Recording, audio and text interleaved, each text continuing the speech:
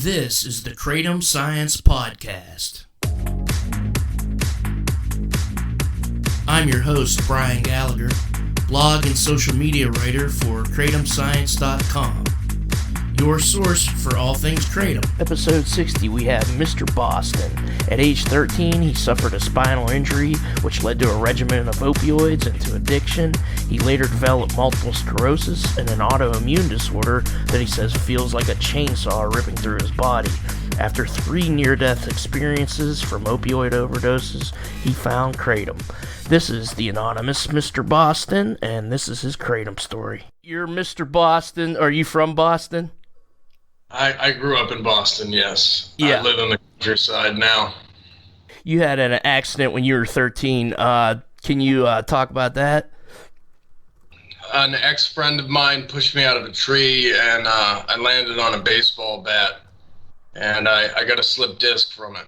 From there, they started prescribing me tramadol, and eventually that became Vicodin, and from Vicodin, it went to Percocet.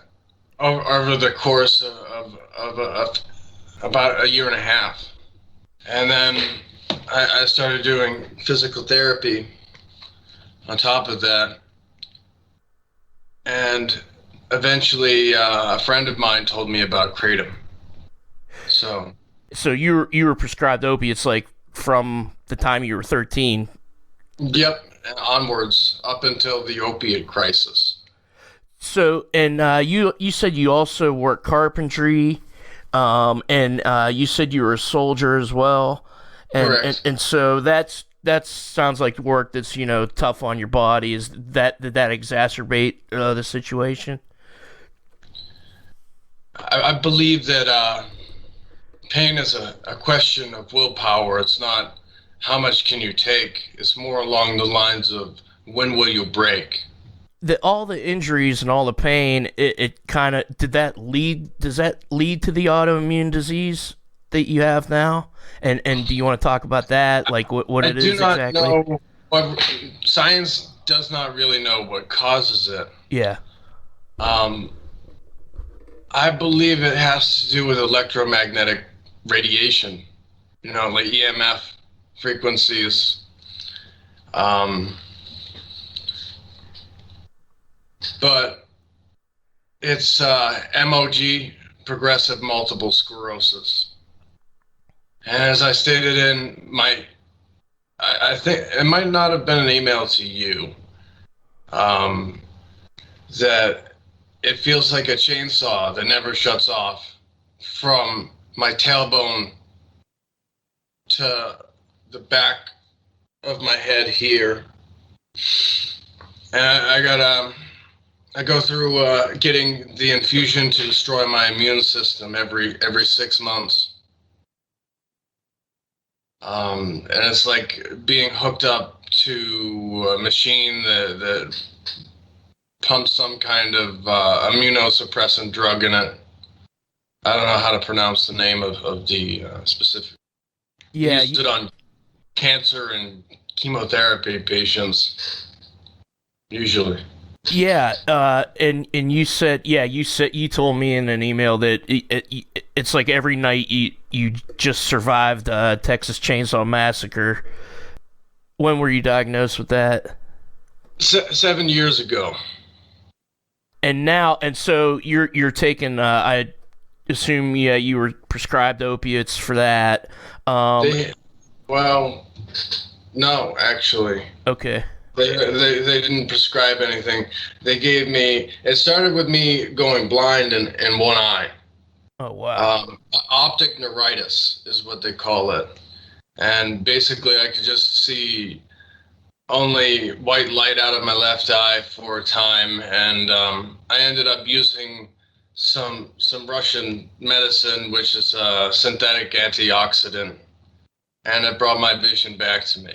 Because over there, their medicine is not for profit; it's paid for by the state. You must have got a hold of that like on the web or something like that? Off of the internet. Which is what a lot of people do. They get stuff from Canada and go down to Mexico and get shit because you can't get anything here or it's much more expensive. It's it's rather difficult, like the way our society has made it, to procure medicine when you really need it. And I feel like I have this here with me. It's Kratom tea, and it's from a company that does it from plants that are grown by farmers in Indonesia. Yeah. But I feel like it's nowhere near as potent than kratom that comes from the forest, because the older the tree, the stronger the presence of alkaloids in it. Yeah, that makes sense. It's like that. It's like that with like wine grapes too. Like the best wine comes from France. I mean, a lot of people think, but it's mainly because the vines are so old and they have the best shit in them. Probably the same thing with kratom.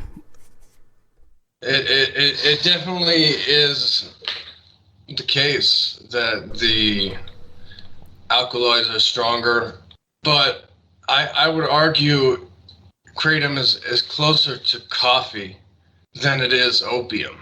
Yeah, because it doesn't have this like it may alleviate the symptoms of detoxing, but like to get high off of it in that manner, you would have to eat a disgusting amount of kratom, like an ounce, to get that kind of feeling. I find when I take like this tea, it's very weak, and it says it's measured by a chemist, but it says 2% metragenine, 1% hydroxymetragenine, and I feel like I need four of the tea packages to get my pain to a manageable place. And I feel like there's so much stigma. Doctors connotate for anyone who is asking for pain medication. And the FDA of Massachusetts has gone as far as to say they don't care if somebody's dying of cancer.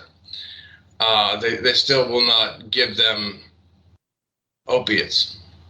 Yeah, so you were cut off. I mean, you clearly have chronic pain issues, and you were just. How long ago did this happen where they just cut you off of any pain medication? Right at the beginning of the opiate crisis, like when they declared it.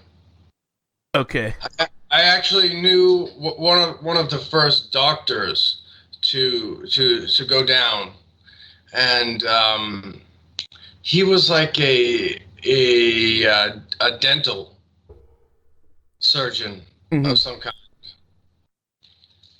and he lost his license because one of the patients was selling the OxyContin that he was prescribing, unaware that he still got in trouble and lost his license. Yeah. And so doctors are afraid to lose what their life's work is. Mm-hmm. So there's this fear of it. And there's a famous case in the Soviet Union of a nuclear general. A general of Russia's nuclear arsenal dying of leukemia, and he was begging for pain medication, and nobody would help him, and the state wouldn't help him, and so that's where Russian roulette comes from, like sad but true. Wow. And so I mean, was it like, one day you showed up to get your prescription and you couldn't, or did the doctor tell you, no, I can't give you these anymore, or did they accuse you of being drug seeking? They ostracized me for using medical marijuana. That's such a terrible thing. I feel like medical marijuana is nothing but a muscle relaxer. To each person, like, there's different chemistry going on inside them. So some people can be made psychotic from smoking weed, and I realized that is a possibility of anyone who smokes weed, and especially later in life. But I find kratom to be so much safer than marijuana. The marijuana messes with how you're thinking and the thoughts that come into your head, where I would argue kratom really doesn't inebriate you in such a way. I view it as like taking some Advil, but Advil turns out to be very terrible for you. It causes cancer. So you said they stopped giving you anything for pain, and you said you just started to buy painkiller drugs off the street like a lot of people had to do. Is that accurate? That turned out to be very, very expensive. Mm-hmm. And eventually I couldn't afford it. And I met someone in the street, and he goes, "Oh, I got something better for you. Sniff this. It's like crushed up Percocet." I believed him like a fool, but it was fentanyl. Oh wow! And so I got hooked on heroin and fentanyl for about 2 years, and kicking it, I always knew it was a bad thing. I knew it has the possibility of killing you, in which it did. It killed me 3 times during my life. One time from heroin, one time from fentanyl, and the other one was carfentanil. And my longest time being dead was 20 minutes. I was supposed to be plain dead at that point. Yeah. I definitely wanted to get in that. So, I mean, like, what was that like? I mean, were you just out and then you came back, or did you? I was dead, and they used a defibrillator on me to bring me back to life with Narcan. Did you see anything like when you're going through the dying process, or? It's like getting, it's like your vision's so wide, and then it just like shrinks and shrinks and shrinks and shrinks, and then it gets black, and like your respiration's slow to like 6 a minute. That's around the time when you lose consciousness. Wow.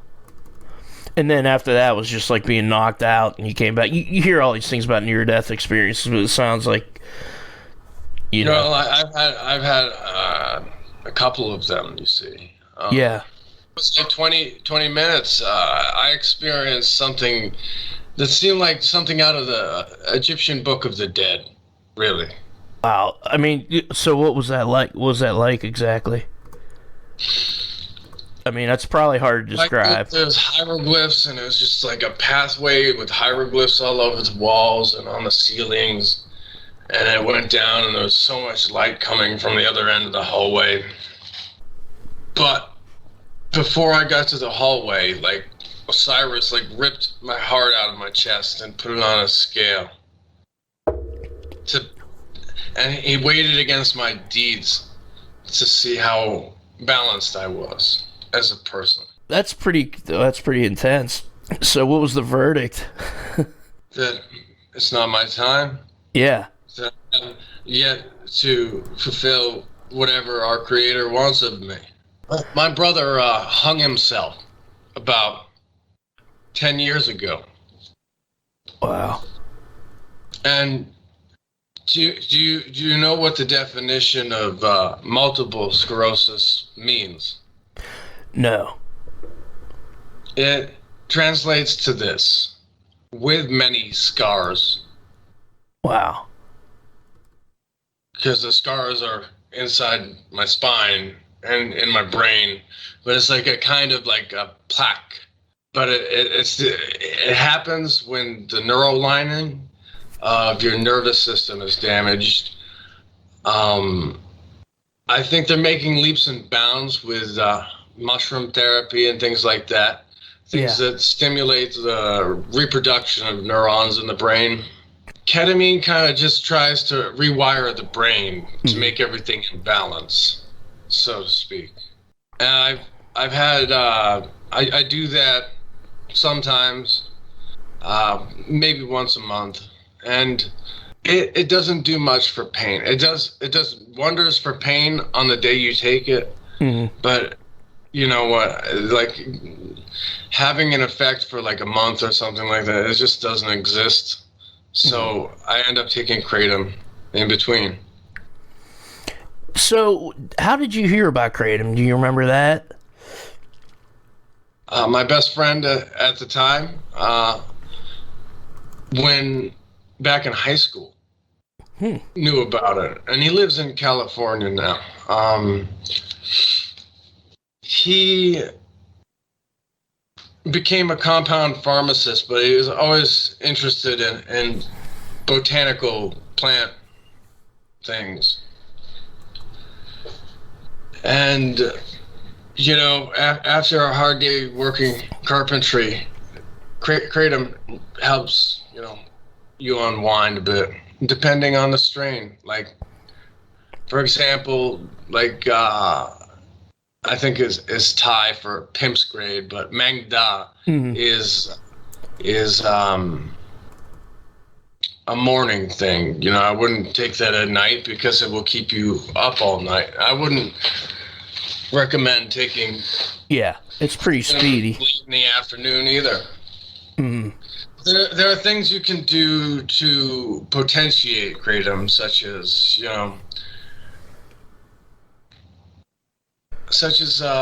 grapefruit juice. It inhibits the enzyme that metabolizes Kratom, meaning it will help it last longer and it will help it be more effective at crossing the blood-brain barrier. Yeah.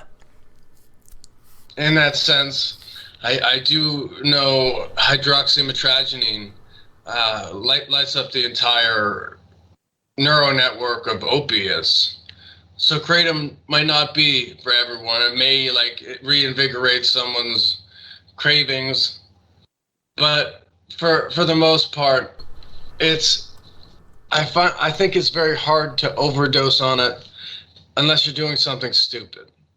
You know what I mean? If you're separating the drugs and you're just looking for that one alkaloid, that specific one that I was just talking about, then that becomes a harder drug than just eating the plant. And it's kind of like, I think it's kind of like water intoxication where, you know, you can OD on water, but it doesn't happen often unless you do something really stupid. And I think there have been... Water will definitely kill you. Yeah. There might have been one mitragynine overdose because the kid, I think, just drank a whole bunch of mitragynine isolate extract or something, which would I understand there was something else in that. That doesn't sound right to me. Yeah, I mean, they scientists have had a hard time killing mice with mitragynine. Right. I mean, there was even a study from 1972 where they gave this mouse 900 milliliters per kilogram, which is an insane amount of mitragynine. You couldn't even get that with 3 kilos or something like that. It's crazy. And no toxic effects reported it on this little mouse that got shot up with it. Like when you're isolating it, right? Mm-hmm. It's more potent because it's times. How many times did you extract it? And if you think about heroin is extracted, 28 times. And for fentanyl, that's just synthesized in a lab. So it's the same kind of process. There's probably a lot more steps than 28 for doing something like that. Mm-hmm. I love how the government claims to be worried about an opiate pandemic when drugs flow from every border there is, and they don't do much of anything about that, especially in cities. Cities are very dangerous places because everyone wants to be their own doctor because they feel like the medical community has pretty much forsaken them. Exactly. And given up on them. Mm-hmm. If they took the profit out of healthcare took away medical lobbyists and things like that, I think things would be a lot better. I think the war on drugs has been nothing but a waste of taxpayer money. Absolutely. I used to buy my fentanyl from a DEA agent. Yeah, that's nuts. Ain't that some crazy shit? So, how much kratom do you have to use to cut down on that pain? And does it eliminate it completely, or is it just let you deal with, your day? It helps me to just deal with my day. I don't really get any kind of high or feeling of like itchiness, like how opiates tend to make you like itch, and it doesn't make you feel like that. When you're playing with an extract, it's a whole nother ball game. And I don't view this as something that really needs to be regulated at all. In fact, we have the biggest gray zone in the drug laws is analogs and synthetics. For example, research chemicals are what I'm talking about. That's a very gray area in the law, and yet they let it continue. You can order drugs made in China over the internet, and they'll ship it right to your door. That's the state of affairs of our country. It's just like, it seems to me that they want a piece of the pie when it comes to kratom, and they're not getting any. So that's why they want to regulate it. I don't think they give a shit about the guy who died from something that was probably cut with something different than kratom. It had to be like kratom and like pain pills or who knows what. You know what I was doing in Afghanistan? I was guarding Monsanto opium poppy fields. You went to Afghanistan? Yeah. Yeah, okay. That's part of your whole story. So, like, what branch of the military were you in? The Marine Corps. Oh, awesome. But, yeah. So was that literally what you were doing? I mean, I know that's one of the policies that anybody that with any curiosity understands that went on. It's going to continue. I mean, if you think about it, Biden says we're getting out. That means the private PMC is stepping up. You know what I mean by PMC? No, what does that mean? Private military company. Like Blackwater and all them guys like that. That's a Swiss company, actually. The whole thing you said about regulation is, it doesn't make any fucking sense that a thing that you can grow in Florida and pick off a tree lettuce. Yeah. should be regulated any more than like lettuce or any other kind of food.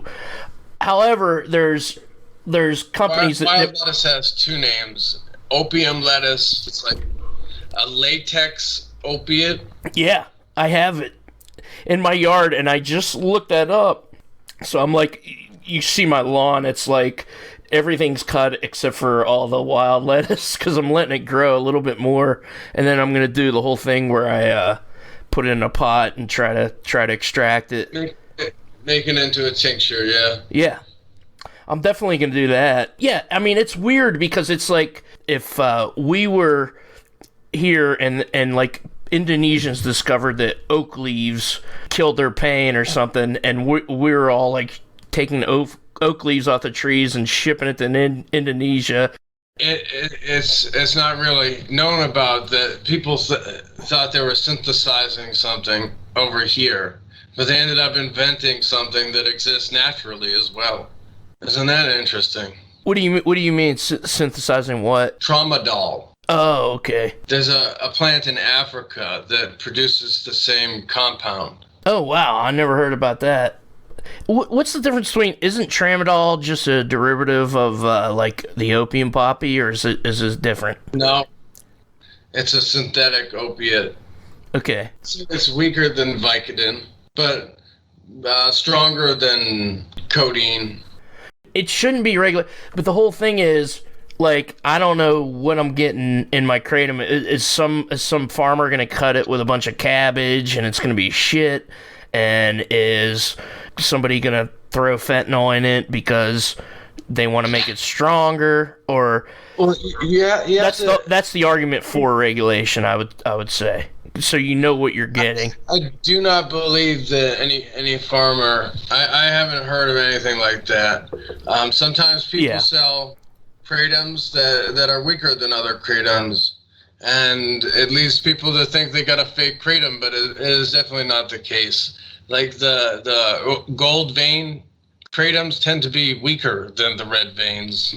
The red vein kratom is like it can come from all over the place, but it tends to be more of the opiate one, whereas the Mangda is more of the stimulant one. And I would wager you could probably treat someone's ADD with kratom, like low dose kratom. It has a plethora of uses, really. Yeah, definitely. There's definitely been studies on ADD treatment, and I understand it because it definitely gives you focus, like Adderall gives to little kids when they give it to them. It definitely gives you focus. You don't have to tell me, because I was like the poster child for Ritalin. It was like 110 milligrams, but before I turned 9 years old. Adderall is a molecule away from being crystal meth. Yeah. There's, like, I'm even though I didn't go to college for that, I'm pretty smart about chemistry. Like, how much kratom do you take on an average day?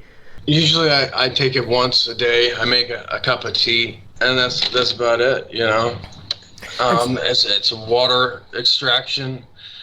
Most people that's what I do the drop and wash. And what I mean by that is, like, they put some like juice in their mouth, and they'll take a teaspoon or a tablespoon of kratom and put it in their mouth, and then just like dump water or juice on top of it, something flavored to block it up. But digesting plant material is not something the body was really built for. Like breaking down powder, similar to sand, I would say. I think, like, the opioid effect makes you constipated, but having a tablespoon of cement in your intestinal tract is probably not a good idea. So I do tea as well. However, it can't be much worse than, eating red meat. And so you only take that's not that much. That kind of shows how much it works. And do you ever have any side effects or anything with kratom? Each their own. Like these, it says here, they're it's the same tea from the guy who was on Hamilton's Pharmacopoeia. Yeah. And it takes like 4 or 5 bags a day. Yeah. And they each have about 3 grams. Those are the 3-gram ones, yeah. I usually take 5 grams, but not every day, like a couple days a week, but I needed 6 of that. That makes sense, because it's not the same quality as you get from jungle kratom, because the jungle kratom has stronger alkaloids in it, and it has so many different properties. Kratom does antibacterial, antimicrobial properties to it. Yeah, antioxidant too, because it's just basically eating. It's as healthy as taking like green vegetables or whatever. Yeah, it's like eating a salad, correct? Yeah, so there's that. I mean, you can get it from other healthy foods, but that exists in it as well. Do you take kratom every day? Sometimes. Yeah. Not like week after week. Like sometimes I'll go out drinking, and on those days that I go out drinking, I don't take kratom those days. Same. I do. I go back and forth, and I try to drink less and do kratom more, but whatever. It's a synergistic effect between, like splicing things together, such as alcohol, and perhaps the person who died probably mixed alcohol with kratom in copious amounts. I don't know. I did not see the toxicology on that. Did you go through a process where you weaned off opiates and got on Kratom, or were you just cut off of them cold turkey and then you started taking... I went and I tried Suboxone. That didn't work. I kept on cheating. I tried methadone. That didn't work. I kept on cheating. Finally, I was trying to quit all of the things at that point. And that's when I turned to Kratom. And it literally obliterates the withdrawal symptoms, and it takes the cravings out. It takes withdrawals out. If you stop Kratom, do you have any kind of withdrawals, and are they at all similar to like opiate withdrawals? No, they're nothing like opiate withdrawals. I would compare it to, like, at most I've ever experienced is having like a leg where I just like keep moving it, like restless leg syndrome. Yeah. But that usually goes away within a day or two. It's not like a week-long process like quitting something like heroin or fentanyl. However, I've had worse problems and withdrawals from, the Rockefeller, oh, you're sick with an opiate sickness, I've got a cure for you. Like Suboxone. The sickness from Suboxone can last up to a month. The sickness from methadone can last a week and a half, perhaps. You feel a lot of depression because it affects your brain in such a way that damages your dopamine production. Like, dopamine is the reward center of the brain. Mm-hmm. And I feel like, again, like no one is going to find it pleasurable to eat something like sand, and perhaps like doing it the way this company did would be more appealing. Again, you need so much of it, and like I wish they offered something that was 5 times stronger than what their baseline is. They just legalized it in Thailand, and I'm interested in getting a hold of some like old growth Thai Kratom, because they say that my tragedy. There is an old growth Thai Kratom because they cut it all down. Yeah, but there were still some left, I think. There's a couple places where they grow it for the government, and they have an interesting legal system under the monarchy that they have there. Malaysia's military, like all of them use Kratom, and over there they just chew it. They don't chew the leaves. They don't make tea out of it. They just chew on it. And it was like a pick me up, like cocoa leaves. If you think about like a chemical process, those people are much like the people who farm coca leaves in Colombia. Exactly. They just eat it for energy, and they still use cocaine to flavor Coca-Cola, by the way. Most people don't realize that, but it's true. You can have decarboxylated THC, and that will still get you high. So maybe there's a reason why kids are addicted to Coca-Cola so much. You know what I mean? You're saying they're still putting cocaine in Coca-Cola? Wouldn't they have been caught by now, though, if they did that? I don't know. No. They quote unquote strip the things that mess you up out of it. Yeah. Sugar's addictive enough on its own. Sugar fires up the same neurotransmitters that cocaine does, though. Mm-hmm. Do you know what else does that? Social media also lights up the reward centers just like cocaine Definitely does. Yeah, dopamine. You're on your phone, you're on YouTube. Of stigma for someone to come out and really like grit and bear their story to the world, and it takes a certain kind of person to be able to lay out all their cards face up on the table and be like, here, this is what I'm fucking dealing with. Look at it. You know what I mean? Not everybody likes to do that shit. Yeah. So, how have you ever? This is one of my standard questions I have asked everybody. Have you ever had a doctor that you could talk to about your kratom use? I did some years back when he cut me off, and I discussed it with him, and he goes, I can't prescribe you pain medication anymore. Why don't you seek out treatment?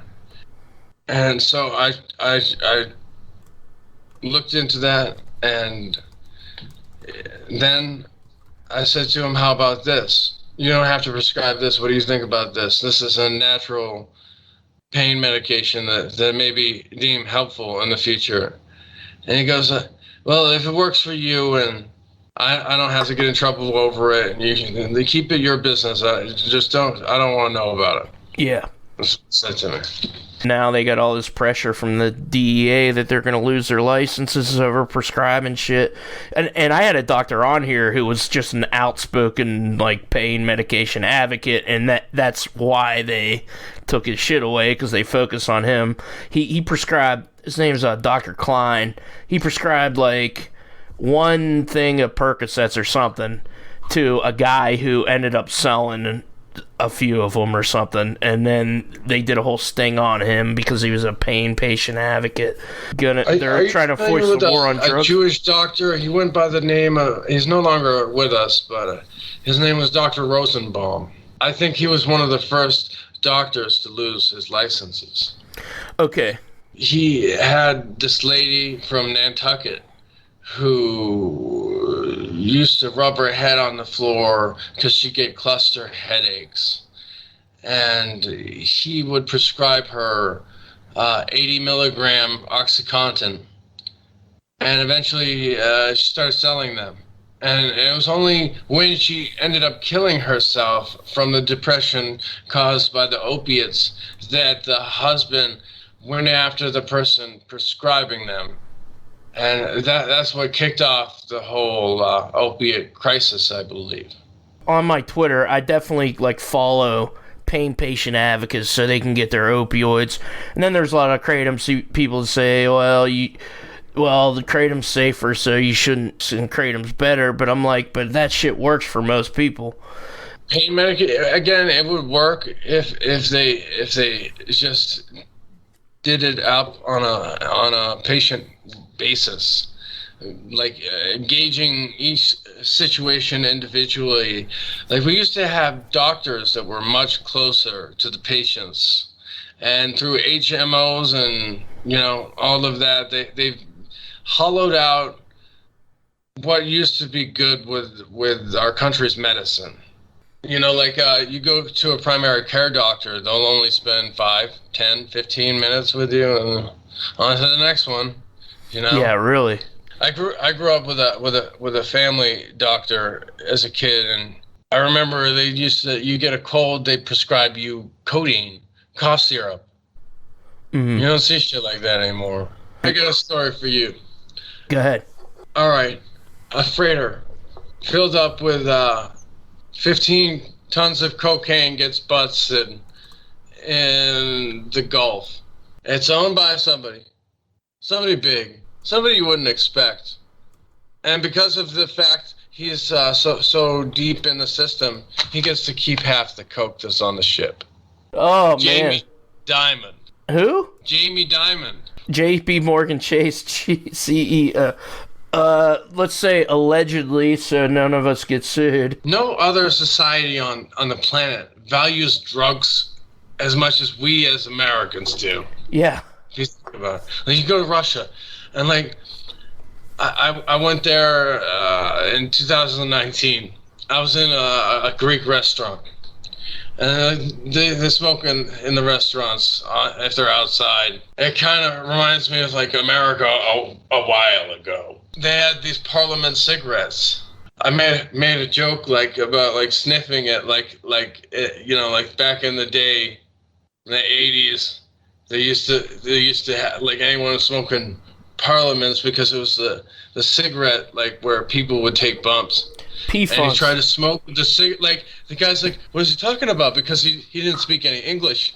So he tries to smoke the cigarette through his nose. And it's fucking hilarious. I was laughing right in his face. His friends were laughing at him. It was pretty funny. In St. Petersburg, it's like the Paris of Russia. And like you can fit like 4 Americas inside of Russia. And their population is half of ours. A lot of vodka drinking over there. I mean, compared to the United States, do they do as many multiple drugs? I mean, I know they drink vodka. No, they don't. Yeah. And their weed is not good at all. In fact, it is from GMO opium mixed with keef. And the Pakistanis like hate. They utterly hate the Russians. Because who's a big party of Pakistan? Oh, the Taliban, that's right. But they have it so much worse there. If they didn't have like the draconian style way of dealing with drugs, I don't think there'd be such a big problem with things like have you ever heard of a crocodile, which means crocodile? Yeah. Mm-hmm. That kind of thing melts the flesh off of the bone. Yes. Yeah. That's why another K drug that started a K substance, I should say, that started to become popular at the same time as bath salts and that crocodile and K2 spice. It's kind of like what it is. It's known as desomorphine because it's desolating on human cells. That doesn't seem like a fun drug. I could not imagine it to be fun at all. But like again, like imagine like those people who are that desperate have to be dealing with some kind of pain that is being not well treated by the government. And over there you can buy codeine over the counter. Yeah. And what they do is called contrapin. I feel like Kratom barely smooths over the pain at all. I mean, to conquer the pain entirely would take about 4 milligrams of Dilaudid. Do not want that Opium. kind of addiction, so I make tea. Thank you so much for coming on, Mr. Boston. The music is Risey. The song is called Memories of Thailand. Check us out on Twitter at Kratom Science, Facebook.com/Kratom Science. The Kratom Science Podcast is written and produced by me, Brian Gallagher, for KratomScience.com. Take care.